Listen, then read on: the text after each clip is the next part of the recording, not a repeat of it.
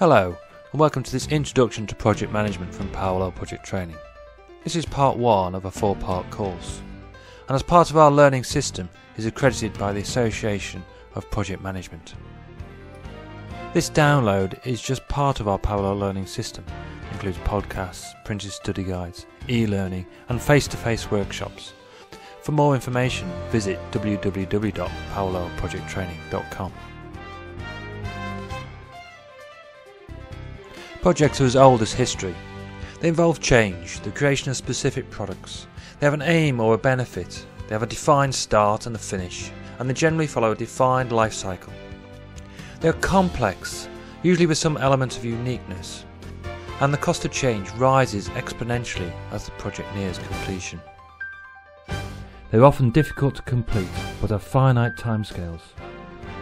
For example, Sir Christopher Wren was appointed Surveyor General of St Paul's Cathedral in 1668. The design was completed in 1675 and construction was finally finished on the 20th of October 1708, 40 years after the start of the project. During the 1950s and the 1960s, the science of project management was developed along with many of the fundamental techniques. And today, as project cycle times are even shorter, and organisations face faster change, professional project management is even more important.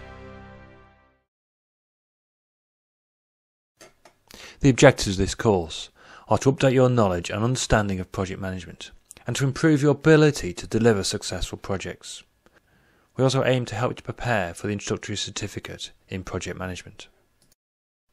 The introductory certificate in project management from the Association of Project Management comprises 60 multiple choice questions. It takes an hour to complete. The pass mark is 60%.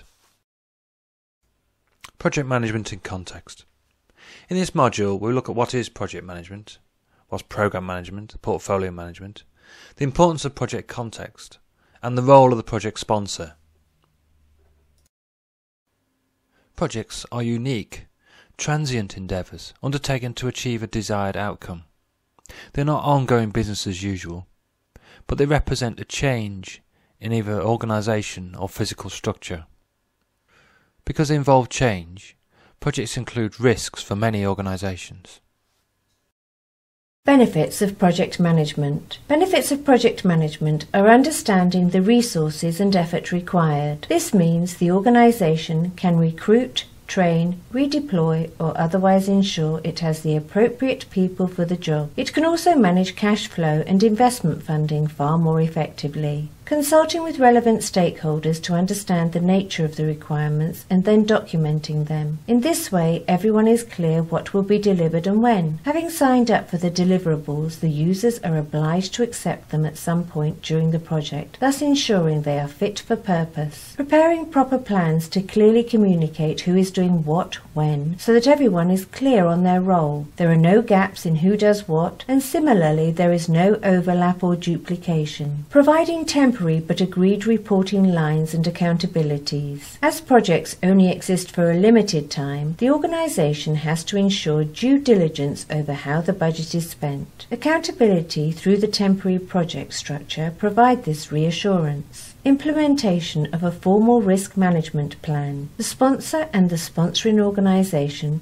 the assurance that there are no horrible and potentially expensive surprises that might compromise the project and even the organisation's survival. Project phases and processes. There are clear differences between project phases and processes. The project manager and the team will apply differing levels of effort throughout the project's life cycle. As well as just the volume of the effort, we must remember that they will also be doing subtly different things. In general, the aim is to progress a project from concept through detailed definition into implementation and finally to handover and closeout. Although some projects may repeat or iterate phases because they need to rework what they are doing, the general intention is to move forward through the phases. The processes identified above are not a comprehensive list. You might want to think about what specifically do you do at the beginning, during, and at the end.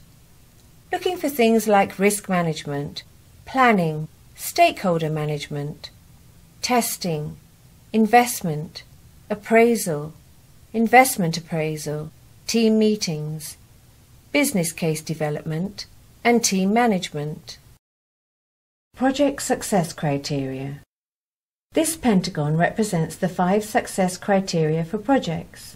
Did the project deliver on time and cost? Did the business get the benefits? Did the quality meet the expectations? Was the level of risk acceptable to the stakeholders? The point of equilibrium is an inevitable compromise between these different success criteria. A project manager has to balance this equilibrium throughout the project. It will be initially agreed in the business case and project management plan. However, once the project starts to deliver, events may influence the equilibrium and move the point of balance.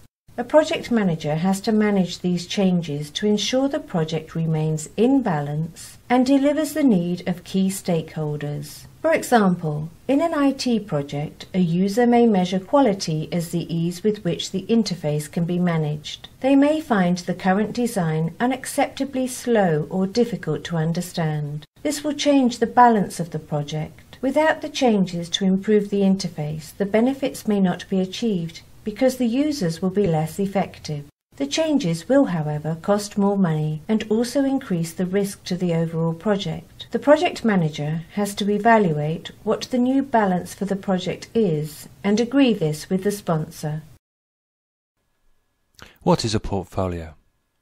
In essence, a portfolio is a collection of projects and programs that comprise an entire set of activities which are not classified as business as usual.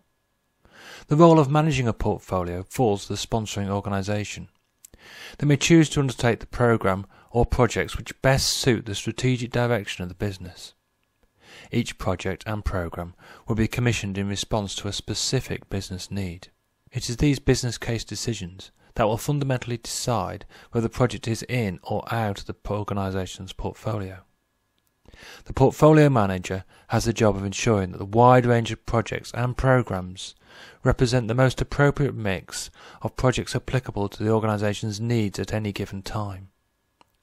They will need to screen projects to ensure that they conform to the organisation's needs, prioritise them to make sure they're optimised in terms of the available resources, continually reassess them throughout the year. This will mean that some projects will be added and some will be removed. Make sure the external factors are considered and the portfolio is modified to take account of external changes. Different organisations have very different perspectives on portfolios and hence portfolio management.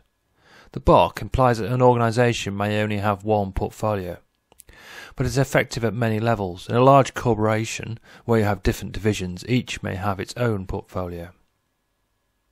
There's significant overlap between the areas of portfolio management and governance, and a lot of students get confused. But put simplistically, a portfolio is a collection of all the projects and programs in one place.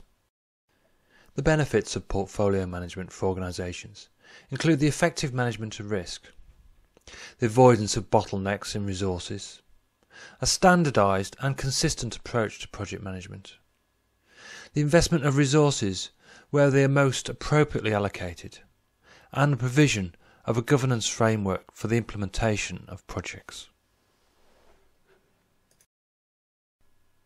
The external context for a project will have a major effect on its success or failure. One way of identifying these is to use PESTLE. This looks at the political, economic, sociological, technical, legal and environmental drivers on project success. Political factors may include a change of government. Economic factors refer to the general economic background of the project, whether it's a boom or a bust time.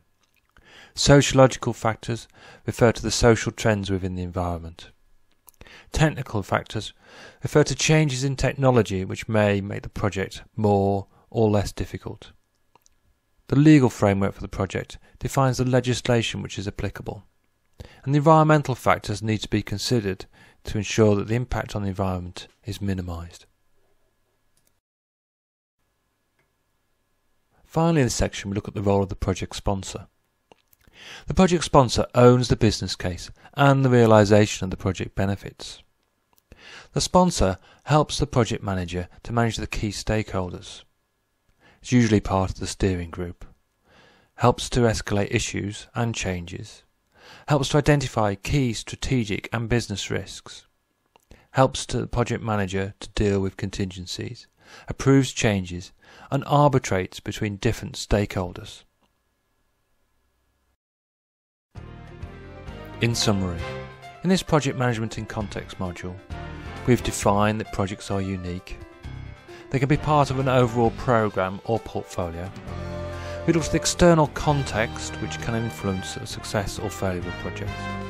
And we looked at the responsibility of the sponsor to deliver the project benefits and own the business case. For more information on the Parallel Learning System, including our printed study guides, online e-learning and podcasts, visit www.parallelprojecttraining.com.